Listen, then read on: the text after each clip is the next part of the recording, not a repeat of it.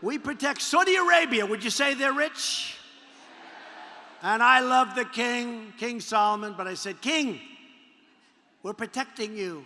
You might not be there for 2 weeks without us.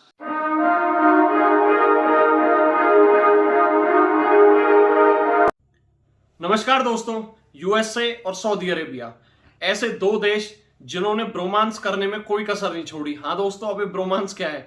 Bromance यानी कि आपस में भाईचारा निभाने में। सऊदी अरेबिया और यूएसए ये दोनों देश ना जाने कितने सालों से इतने गहरे दोस्त हैं। सऊदी अरेबिया अमेरिका को सबसे सस्ता तेल सप्लाई करता है और सऊदी अरेबिया अमेरिका से सबसे ज्यादा हथियार भी खरीदता है।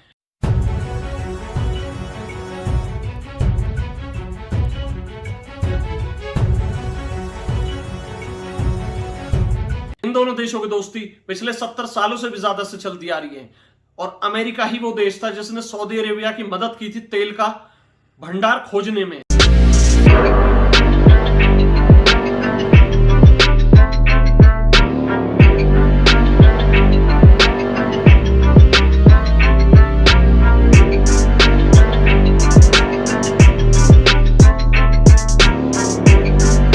हाँ दोस्तों, आज हम बात करने जा रहे हैं, लेकिन पिछले कुछ समय से सऊदी अरेबिया और अमेरिका के इतने ज्यादा रिश्ते खराब हो चुके हैं। बाइडेन एडमिनिस्ट्रेशन में तो इन दोनों देशों के रिश्ते बिल्कुल खत्म होने की कगार पर आ चुके हैं और अब तो हालात ये हो चुके हैं कि अमेरिका रोज धमकी दे रहा है सऊदी अरेबिया को कि हम आपके देश से मिलिट्री सपोर्ट हटा लेंगे, और सऊदी अरेबिया भी रोज धमकी दे रहा है अमेरिका को कि हम ऑयल का जो भी प्रोडक्शन है उसे बिल्कुल कट कर देंगे। तो दोस्तों, जानते हैं इस वीडियो में क्या है पूरा मामला जिसकी वजह से इन दोनों गहरे दोस्त देशों में इतने ज्यादा संबंध खराब हो गए हैं। तो दोस्तों, मेरा नाम है धीरज और आप देख रहे हैं द लॉयर शो।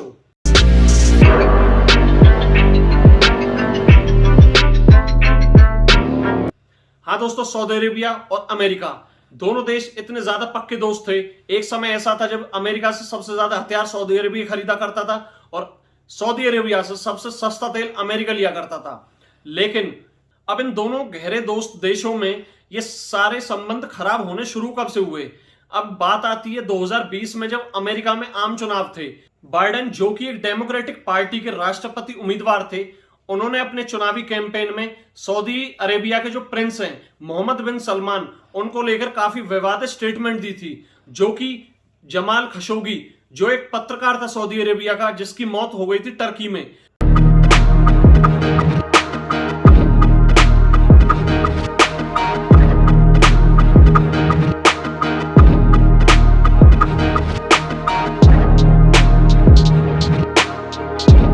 लेकिन कुछ मीडिया रिपोर्ट्स और ह्यूमन राइट्स की तरफ से, जो कि यूएस सपोर्टेड थे, उनकी तरफ से आरोप लगे कि इस मौत के पीछे जिसका हाथ है वो है मोहम्मद बिन Salman.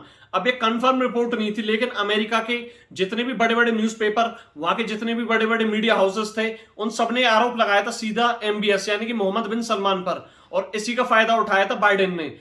Yes, and I said it at the time.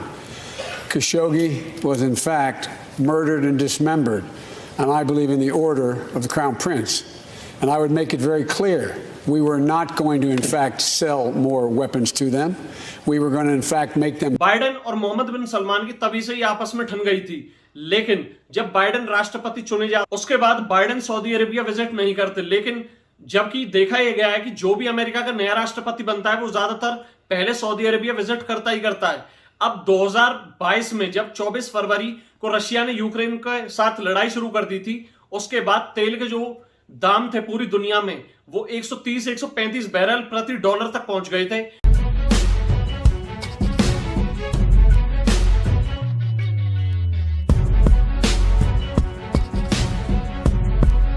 जिसका फायदा सऊदी अरेबिया को खूब हो रहा था, क्योंकि सऊदी अरेबिया इस दुनिया का सबसे बड़ा उत्पादक देश है क्रूड ऑयल के मामले में, और रशिया भी उसमें तीसरे नंबर पर आता है उस लिस्ट में। अब रशिया और सऊदी अरेबिया दोनों ओपेक प्लस नाम के एक संगठन के दोनों एक देश हैं।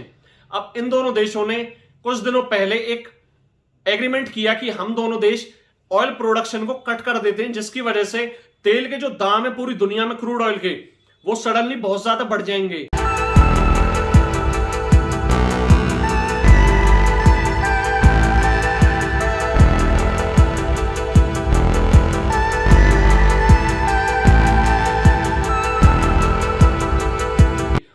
उसका फायदा अमेरिका को बिल्कुल नहीं होगा, क्योंकि अगर क्रूड ऑयल के दाम जितने ज्यादा बढ़ेंगे अमेरिका में उतनी ज्यादा महंगाई बढ़ती चली जाएगी। और अमेरिका में महंगाई पिछले 40 साल में इस टाइम सबसे ज्यादा हाई है, जिसको देखते हुए बाइडेन ने क्लियर और साफ शब्दों में सऊदी अरेबिया को ये वार्निंग दे डाली है, अगर सऊदी अरेबिया रशिया के साथ इतना ही ज्यादा टाई अप बढ़ाता है तो हम अपने सारे जितने भी हथियार सप्लाई करते हैं सऊदी अरेबिया को, जितने भी हथियार हम उसको बेचते हैं, उन पर रोक लगा दी जाएगी, अपने सैनिकों को वहां से विड्रॉ कर लिया जाएगा, जिसका सऊदी अरेबिया को परिणाम भुगतने होंगे। बिल्कुल क्लियर वर्डिंग्स थी कि बाइडेन की, Saudi Arabia have to face consequences. अब President Biden is warning that Saudi Arabia will face consequences after OPEC last week announced a major cut in oil production. White House officials say higher oil prices will help Russia, an OPEC member country, finance its war in Ukraine. And the president... Saudi Arabia और Russia इन दोनों ने तो अपना जो कदम था वो उठा दिया, ऑयल प्रोडक्शन को कट कर दिया, जिसकी वजह से ऑयल के दाम दोबारा से बढ़ने लगे। अब देखना ये होगा कि अमेरिका इसमें आगे क्या कदम उठाता है। तो दोस्तों ये थी मेरी वीडियो, अगर आपको वीडियो अच्छी लगी हो तो प्लीज लाइक करें, चैनल को सब्सक्राइब करें और अगली वीडियो तक के लिए स्टे ट्यून्ड।